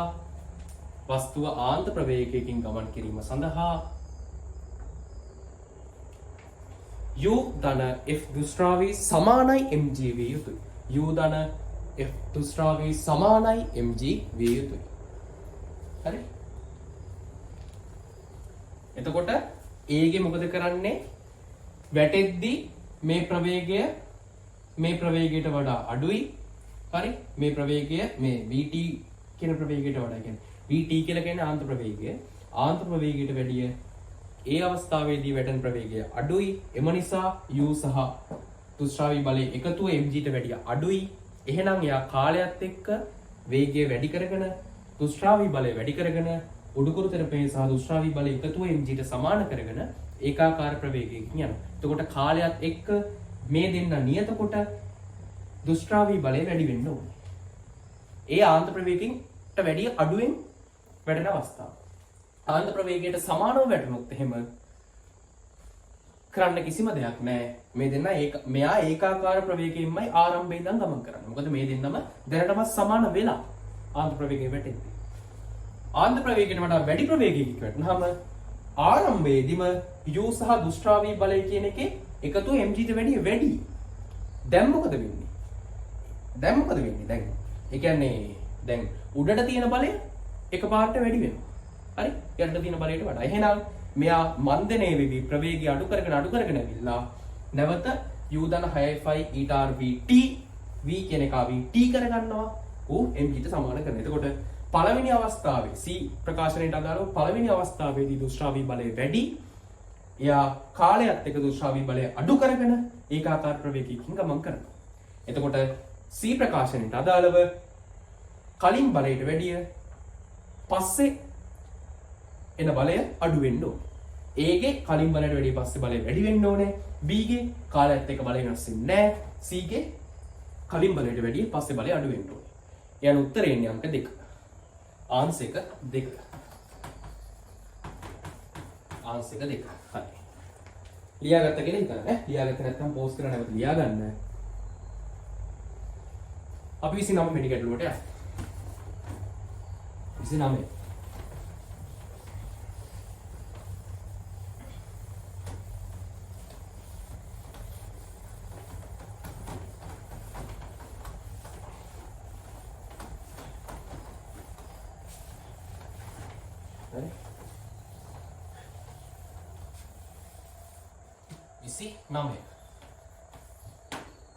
හරි. රූපේ දක්වා ඇත්තේ තිරස්තලයක ලිස්සීමකින් තොරව පෙරළමින් චලිත වන ගෝලයකි. එහි ගුරුත්ව කේන්ද්‍රය වටා අවසිතික පූර්ණය මෙච්චරයිලු. එහි චලිත වන x වටා සිදුවන සංශුද්ධ පෙරළීමක් ලෙස සැලකූ විට x වටා අවසිතික පූර්ණය වන්නේ. හරි. ළමයි මෙහෙමයි ඈ. දැන් මේකේ මේ පොඩි පොයින්ට් එකක් තියෙනවා මෙහෙම. හරි. වස්තුව මෙහෙම කැරකෙනවා. මේ භ්‍රමණය වෙමින් ඉදිරියට යනවා. හරි. මෙතන x. හරි. මෙතන ගුරුත්ව කේන්ද්‍රයනේ මෙයාගේ. හරි. එතකොට මෙයාගේ i g වටානේ 2/5 mr වර්ගය කියලා දීලා තියෙන්නේ. හරි. mr වර්ගය. ළමයි මේ බා මේ පෙරළමින් චලිත වෙන වස්තුවක්නේ. හරි. එතකොට දැන් මෙයා ඔමේගා. හරි. මෙයා ළමයි පෙරළමින් චලිත වෙන වස්තුව. හරි. ළමයි මේ යටම පොයින්ට් එක කියලා කියන්නේ හරි ක්ෂණික නිශ්චල පිහිටුමක් නේද? මොකද ඇයි පෙරළෙන්නේ? පෙරළෙන්නේ දැන් මෙන්න මේ යටම ලක්ෂයේ ප්‍රවේගයේ බිඳුවක් හින්දා. පෙරළෙන්නේ යටම ලක්ෂයේ ප්‍රවේගයේ බිඳුවක් හින්දා. යටම ලක්ෂයට ප්‍රවේගයක් තිබ්බොත් මොකද වෙන්නේ? මේක මේ තලයේ උඩ ලෙස්සනවා. හරි. නම් තිරස් චලිතයෙන් එන v මෙන්න මේ පැත්තේ එන ඔමේගාට සමාන වෙලා මේ දෙන්නගේ ප්‍රවේගය කැන්සල් වෙලා දෙපැත්තට මෙන්න මෙයා ක්ෂණික නිශ්චලයි. ළමයි මේ කැරකි මෙහෙම යද්දී මෙයා මේ වගේ පොයින්ට් ඔහොම ගණනාවක් පහු කරනවානේ. හරි. ඔහොම ගණනාවක් මේ පොයින්ට් පහු කරනවානේ. ආන්ගේ හැම පිහිටුමක්ම මෙන්න මේකේ ක්ෂණික නිශ්චල මොහොතක් විදිහට ගන්න පුළුවන්. ක්ෂණික නිශ්චල මොහොතක් විදිහට ගන්න පුළුවන්. හරි. හරි. එතකොට මෙන්න මෙහෙම එකක් තියෙනවා. දැන් මෙන්න මෙයා කෝණික ඔමේගා කියන කෝණික ප්‍රවේගයකින් කැරකෙනවා තමාගේ කේන්ද්‍රය වටා. තමාගේ කේන්ද්‍රය වටා ඔමේගා කියන කෝණික ප්‍රවේගයකින් කැරකෙනවා. හරි. ඒතර කේන්ද්‍රය මොකද වෙන්නේ? භ්‍රමණයට සාපේක්ෂව කේන්ද්‍රය භ්‍රමණයක් වෙන්නේ නැහැ නිශ්චලයිනේ. හරි. හරි. එතකොට ළමයි මෙයා ක්ෂණික නිශ්චල පිහිටුමක් හින්දා මේ දැන් දෘඩ වස්තුවක්නේ.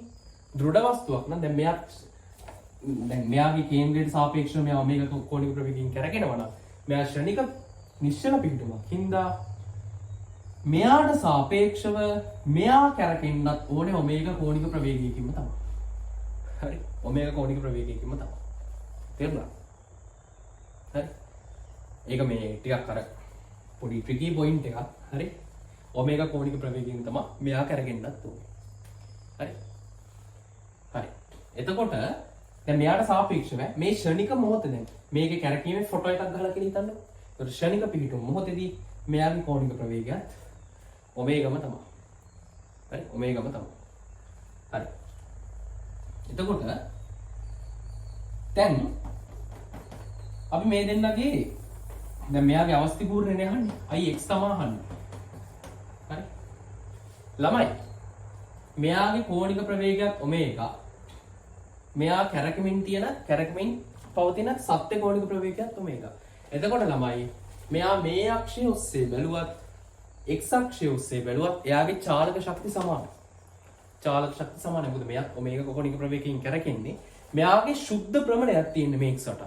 මෙයා කැරක ඉස්සරහට යනවා. හැබැයි අක්ෂය වෙනස්. අක්ෂය වෙනස්.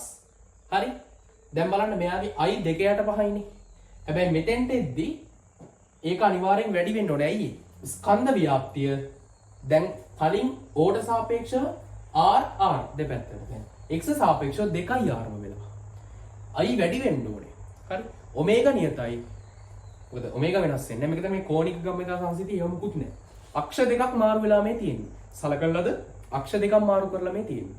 එතකොට මෙයාගේ රේඛීය සහ භ්‍රමණ චාලක ශක්තිය මෙයා වටේ කැරකෙද්දිත් මෙයා වටේ සුද්ධ කැරකීමක් තියෙද්දී සුද්ධ භ්‍රමණයක් තියෙද්දී තියෙන ශක්තියට සමානයි. මෙයා එක අවස්ථාවක ශක්තියක් රේඛීය සහ භ්‍රමණ. මෙයා තවත් අවස්ථාවක ශක්තියක් භ්‍රමණ විතරයි. හැබැයි ඒ දෙන්න සමානයි. ශක්ති සංසිතිය නෙමෙයි. හරි? ශක්ති සංසිතිය කියන්නේ කාලයත් එක්ක ශක්තිය වෙනස් වෙන්නේ නැහැ කියන එක. දැන් කාලයත් එක්ක සම්බන්ධයක් නැහැ. හරි? මෙයා එක අක්ෂයක්, මෙයා එක අක්ෂයක්. ඒ අවස්ථා දෙකේ ශක්ති දෙක සමාන වෙන්න ඕනේ. ඒකයි මේ කියන්නේ. හරි. එතකොට භාගෙට කැපිලා යනවා. හරි. mv වර්ගය ධන හරි භාගයක් 2/5 mr වර්ග ඔමේගා වර්ග කියන්නේ v බෙදීම r v වර්ගයට r වර්ග සමානයි භාගයක් හරි අපි ඔමේගාම දාන්නේ m v වර්ග කියන්නේ මොකද්ද ඔමේගා වර්ග r වර්ගනේ හරි ඔමේගා වර්ග සමානයි භාගයක් ix ඔමේගා වර්ග ඔමේගා වෙනස් වෙන්නේ නැහැ කිව්වා හරි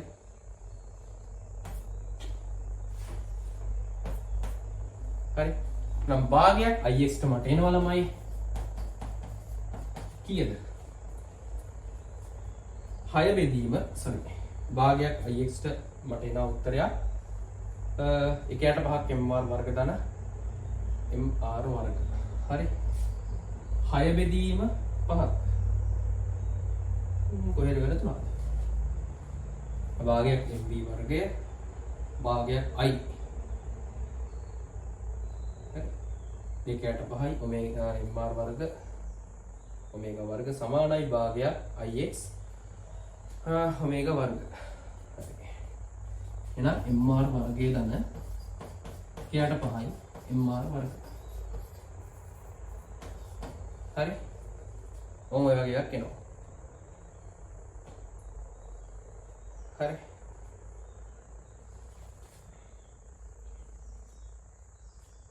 හරි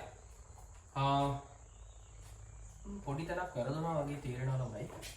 භාගයක් mv වර්ගය චුට්ටක් ඉන්න.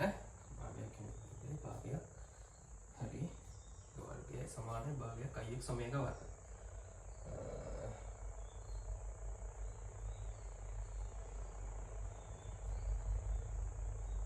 ආනේ පොඩ්ඩයි මේ භාගي කැන්සල් කරගෙන ගිහින් නේද අයියෝ ගොඩ ලත වෙලා නෙමෙයි mv වර්ග ධන v කියන්නේ ඔමේගා වර්ග r වර්ග ධන මේ ig කියන්නේ 2/5ක් ඔමේගා වර්ග සමානයි ix ඔමේගා වර්ග අයියෝ මන් දන්නේ මේ බං ix සමානයි mr වර්ග ධන 2/5යි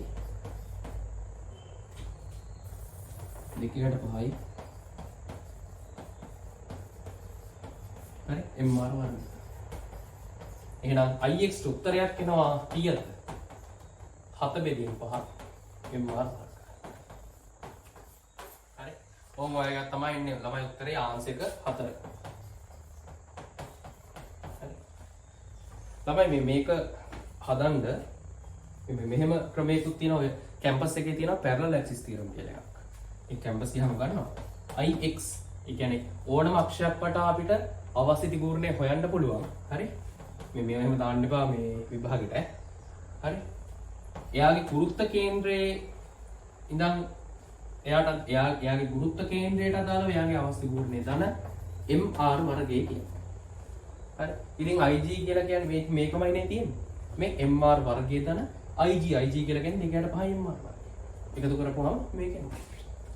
මේක කැම්පස් එකතු කරන මේක ළමයි පැරලල් ඇක්සිස් තියරම් කියලා කියන්නේ. මේ හරි. ඒතර මෙන්න මේ උත්තරේ එනවා. හරි. ඒක දාලා නිකම්ම වන් ෂොට් ගන්න පුළුවන්. හරි. ඉතින් දැක්කද? මේ සූත්‍රයෙන් අපිට කියන්න පුළුවන් මේ ඔමේගා වෙනස් වෙන්නේ නැහැ කියන එක. හරි. මේ කැපිලා යනවා අන්තිමට ඉතුරු වෙන ix සමානයි mr වර්ගයේ දාන ig දැක්කද? ig කියලා කියන්නේ ගුරුත්ව කේන්ද්‍රය වට එයාගේ අවශ්‍ය ගුරුත්වය. එහෙනම් ශක්ති දෙකක් සමාන වෙන්න ඕනේ. එහෙනම් ඔමේගා සමාන වෙන්න ඕනේ. හරි. ඔමේගා වෙනස් වෙන්නේ නැහැ මේ අවස්ථා දෙකේ. හරි. ඔන්න මේකට උත්තරේ. හරි. මේක අඹෝ එපා ලියා ගන්න එපා. මේ ඔය ටික සුරු කරලා ගන්න. හරි. මේ මෙතන පොයින්ට් එක දා ගන්න ඕන. ඕ කේන්ද්‍රයේ වටා මෙහෙම ලියා ගන්නකො. ගෝලයේ කේන්ද්‍රයේ වටා ඔමේගා කෝණික ප්‍රවේගයකින් කැරකෙන්නේ නම් අතු පෑනක් අරගන්න ෂණික නිශ්චල x ලක්ෂයේ වටාද ෂණික නිශ්චල x ලක්ෂයේ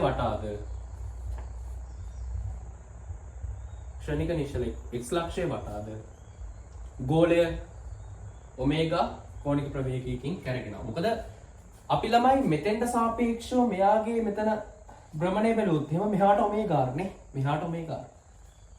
හරි. හිතන්නකො මෙතන ඉඳලා මෙයාගේ කෝණික ගම්මිතාව බැලුවොත් කේන්ද්‍රයේ තියෙන ප්‍රවේගය රේඛීය ප්‍රවේගය v සමානයි ඔමේගා r නේ. එහෙනම් හරි v සමානයි ඔමේගා r නේ. sorry. දැන් කේන්ද්‍රයේ ඉඳලා මෙයාගේ භ්‍රමණය මෙතන කෝණික ප්‍රවේගය ඔමේගා r නෙමෙයි ඔමේගා. හරිද? මෙතන ඉඳන් බැලුවොත් මෙයාගේ කෝණික ප්‍රවේගය ගන්න කොහොමද? කේන්ද්‍රේ ඔමේගා r බෙදීම r. ඒ කියන්නේ ඔමේගා. මෙයාගේ ගුරුත්ව කේන්ද්‍රය x වටා එනවා ඔමේගා කෝණික ප්‍රවේගයකින් කැරකෙනවා. ඔක තමයි මම මේ කිව්වේ. හරි. අඩුපාඩුවක් තියෙනවා නම් දාගන්න. ඒක ටිකක් අර සියුම් තැනක් ඒක ඉතින්. හරි. එහෙනම් අපි යන් 30 වෙනි ගානට. අංක 30.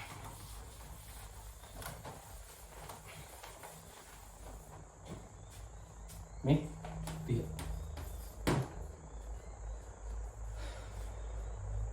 අරය ආරහා ඝනත්වයේ ρ වන ලෝහ ගෝලයක් ඝනත්වයේ සිග්මා වන ද්‍රවයක් තුළ සම්පූර්ණයෙන් ගිලී ඇත.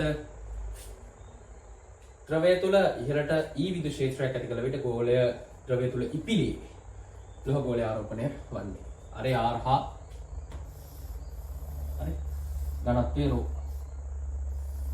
හරි ලෝහ ගෝලයක් නේ. අරය සිම්පල් R කැපිටල් R දීලා තියෙනවා. සිම්පල් R ගෝලයක් මොකද කියන්නේ ඝනත්වය සිග්මා වන ද්‍රවයක් තුල. හරි මේක ද්‍රවයක්. හරි ද්‍රවයක් කියතු. මේක ද්‍රවයක්. මෙයා සිග්මා. මෙයා ඝනත්වයේ රෝලු. ද්‍රවය තුළ ඉහළට E විදුලි ක්ෂේත්‍රයක් ඇති කළ විට ද්‍රවය තුළ ඉහළට E විදුලි ක්ෂේත්‍රයක් ඇති කරනවලු. හරි. ලෝහ ගෝලයේ ද්‍රවය තුළ ඉපිලේ. මෙහෙම ඇති කරපුවාම මෙයා මෙහෙම ඉපිලෙන්නේ. ලෝහ ගෝලයේ ආරෝපණය වන්නේ. මෙයා Q. හරි ආරෝපණය Q කියලා හිතමු. හරි. ළමයි අර යාර ඝනත්වය රෝ. ළමයි මේක ලෝහ ගෝලයක් නේ. ලෝහ ගෝලයක් කිව්වහම ජලයට වඩා ඝනත්වයෙන් වැඩි. එහෙනම් මෙයා යට යනවා. යට ගිහලා පතුලේ වදිනවා. හැබැයි ඒක වළක්වලා තියෙනවා විදුලි ක්ෂේත්‍රයක් ඉහළට දාලා. හරි? හරි. එහෙනම් ළමයි මෙයාගේ බර පල්ලෙහාට එනවා mg. මෙයාගේ මේ ද්‍රවයෙන් ඇති කරන උඩුකුරු තෙරපුම u. හරි? mg ට වඩා u අඩුයි. එහෙනම් මෙයා ඉපිලවන්න මෙන්න මෙහාට. හරි? කොහොමද දාන්නේ? මම මෙහෙම දාන්නම්කෝ. හරි? මෙන්න මෙහාට උඩට ඉලෙක්ට්‍රික් ෆෝස් එකක් අවශ්‍යයි. විදුලි බලයක් අවශ්‍යයි. එතකොට මෙන්න මේ Fe ඉලෙක්ට්‍රික් ෆෝස් එක දාන U කියන එක mg ට සමාන වෙලා තමයි මේ ගෝලය ඉපිලෙන්නේ. හරි? Fe අපිට ලියන්න පුළුවන් QE සමාන QE නේ. ධන U අපිට ලියන්න පුළුවන් V මෙන්න මේ ගෝලයේ පරිමාව V 4 බෙදීම 3යි π r ඝණය. මෙයාගේ ඝනත්වය ρ g සමානයි. හරි? U හරි? මේ ඝනත්වය ද්‍රවයේ ඝනත්වය. උඩුකර දෙන්න මම ලියන්නේ ද්‍රවයේ සිග්මා 4යි π 4 බෙදීම 3යි π r ඝණය සිග්මා g සමානයි mg කියන්නේ ρ v. ρ කියලා කියන්නේ ρ ද්‍රවයේ ඝනත්වය මේ වස්තුවේ ඝනත්වය v 4ට 3යි π r ඝණය g. හරි? එහෙනම් E යුක්ත කරන්නයි තියෙන්නේ. E යුක්ත කරන්න තියෙන්නේ. මේ Q යුක්ත කරන්න තියෙන්නේ sorry E නෙමෙයි. නම් Q සමානයි මේක මේ පැත්තට ගෙන් මේක මේ පැත්තට ගෙන් පොදු සාධකයේ ඊට ගන්න. phi r ඝණය 4 බෙදීම 3යි phi r ඝණය g පොදුයි. 4 බෙදීම 3යි phi r ඝණය g පොදුයි. ρ ඍණ සිග්මා බෙදනවා කාගෙන්ද? E ගෙන්. හරි? උත්තරේ අංක 2නේ ආන්සර් එක 2. 3යි 3ක් ඉරෙන් පල්ලෙහාට අරන් තියෙන්නේ. හරි දාගන්න. එතකොට අපි සාකච්ඡා කරේ 30 වෙනි ප්‍රශ්නේ.